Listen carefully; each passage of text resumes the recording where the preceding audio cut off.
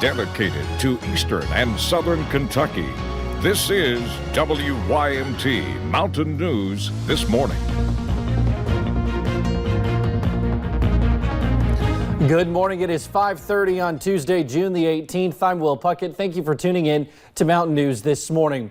It's a soggy start to your Tuesday, much like Monday was, and it's going to kind of continue like that for the rest of the day. Let's bring Brandon in this morning, give us a better breakdown on the severe weather alert day. Brandon, good morning. Good morning, my friend, and we're looking again at some scattered showers and storms and a lot of moisture still down to our south. Let's take a look at that regional view, and you can kind of see what I'm talking about. All this moisture all the way down toward the Gulf of Mexico will continue to cycle through here in waves basically much of the week. We come back home to live pinpoint Doppler radar. No active warnings this morning, but we do have some heavier bands of showers across parts of the area, so be careful out there. Visibility is pretty low as well. So again, take care, give yourself plenty of time. Temperature still mild and muggy. 64 to about 70 is your range this morning when it comes to those temperatures. Your day planner takes us up to about 77, but those rain chances aren't going anywhere anytime soon. I'll have the rest of the forecast coming up in a few minutes. Will? All righty, Brandon, thank you. Deputies are calling it a murder-suicide. A couple in their mid-50s found shot to death inside their home in the Shoulder Blade community of Breathitt County. Now deputies are left trying to figure out what exactly happened as two families are left in shock. Justin Case talked with officials about what they think went down and what is next in the investigation. Feeling concerned, James Hale's brother went to his Breathitt County home after not hearing from him for some time. The family hadn't heard from him in about a week. Knocked on the door, knew their vehicles were home, so he made entry. Inside this home off of Highway 30 West, 57-year-old James Hale and 55-year-old Alice Harold were both found shot dead. He was either coming in the door or standing at the door when he was shot.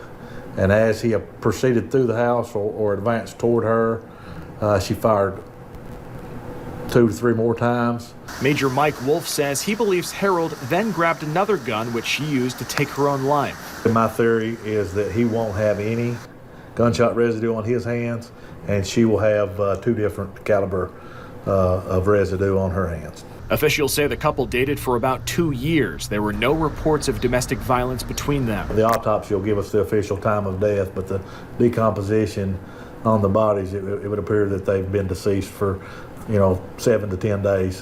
When asked about whether anyone else could have been involved, his wallet was still there and intact. All his credit cards, money was still there. The house wasn't ransacked.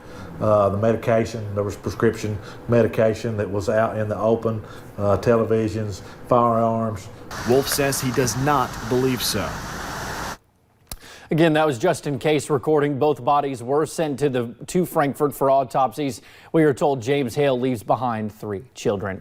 Kentucky ranks above the national average when it comes to suicide. Just as alarming, suicides among 11 and 12-year-olds is at an all-time high.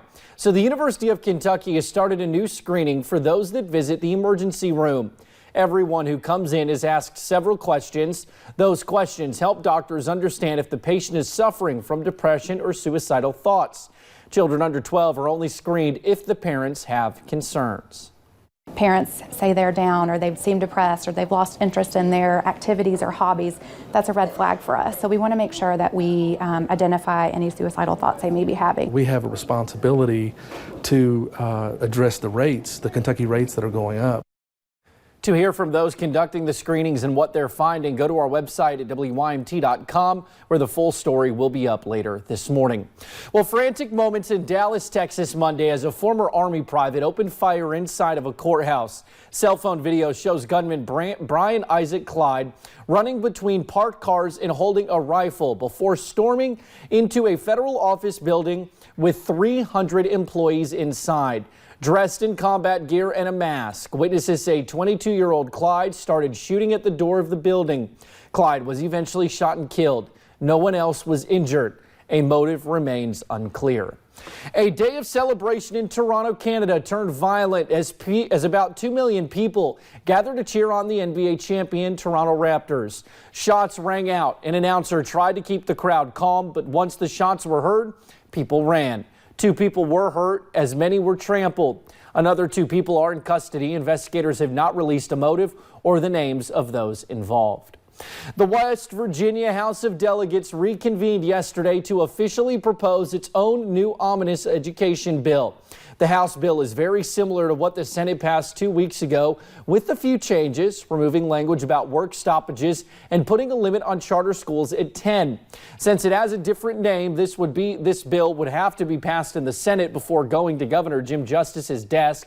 There is no guarantee that he would sign it into law. Teachers are still against it.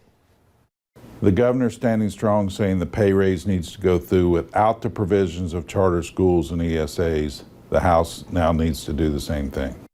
More than 1,000 teachers showed up and filled the balconies of the House chamber, making their voices heard that they don't want any charter schools. Several committee hearings are scheduled for this morning where the omnibus bill could change even more.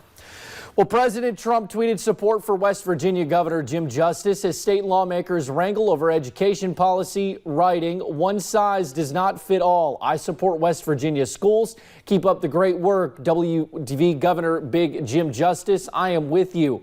Justice has publicly feuded with GOP leaders of the Senate over their sweeping education bill that would allow the state's first charter schools. The plan has caused massive teacher protests at the state capitol and faces staunch opposition from Democrats. Well, the U.S. Supreme Court affirmed Monday that Virginia's nearly 40-year-old ban on uranium mining will stay on the books. In a 6-3 decision, the High Court ruled that the Federal Atomic Energy Act does not supersede Virginia's uranium mining ban, which was passed into law by the General Assembly in 1982. Virginia Uranium Inc., a company based in Pittsylvania County, filed suit in 2015, arguing that the state does not have authority to enforce its ban. Defenders of the ban are praising the move by the court.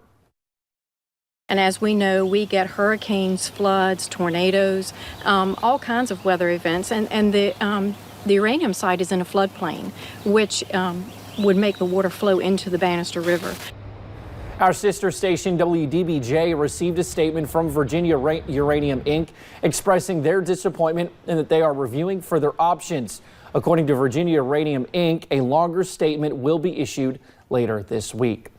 Iran is escalating tensions with the U.S. and major European countries with an announcement that it is poised to breach the uranium limits put in place by a 2015 deal within the next 10 days. The limits were set in the 2015 nuclear pact between Iran and world powers.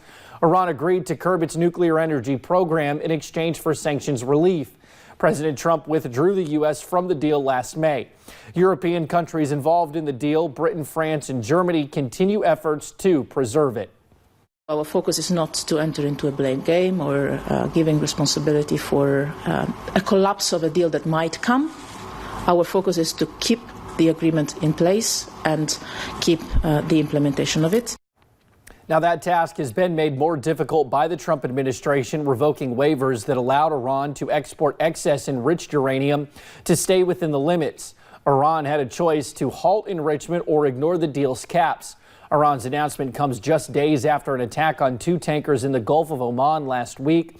The Trump administration has blamed Iran for the attack. Iran has denied responsibility.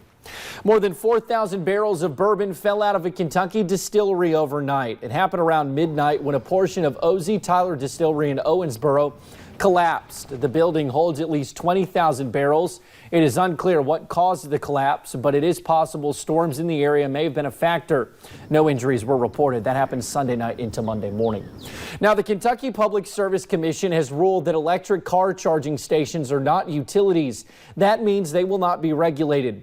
The commission says the stations do not provide electric service to the public. Instead, they are for specific consumers. The commission says this ruling should pave the way for more stations to be installed in Kentucky. Right now, there are 94. A clinic is now providing health care to patients at their homes in 8 eastern Kentucky counties. Hometown Clinic in Hyden is now offering health services at home to help patients who cannot get out of their homes or get transportation. The clinic's outreach program provides medication refills, stick visits, and lab services, among several other things. By being able to be able to see them in their home and keep them out of the hospital, that's a sense of comfort for the patient and their family. For information on Hometown Clinic's outreach program, call 606-672-4878. Coming up, the Appalachian Center for the Arts in Pikeville brought a little bit of Broadway to town Monday. The forecast continues to stay dreary today, and we're still tracking chances for showers and storms. I'll break it all down for you in about 3 minutes.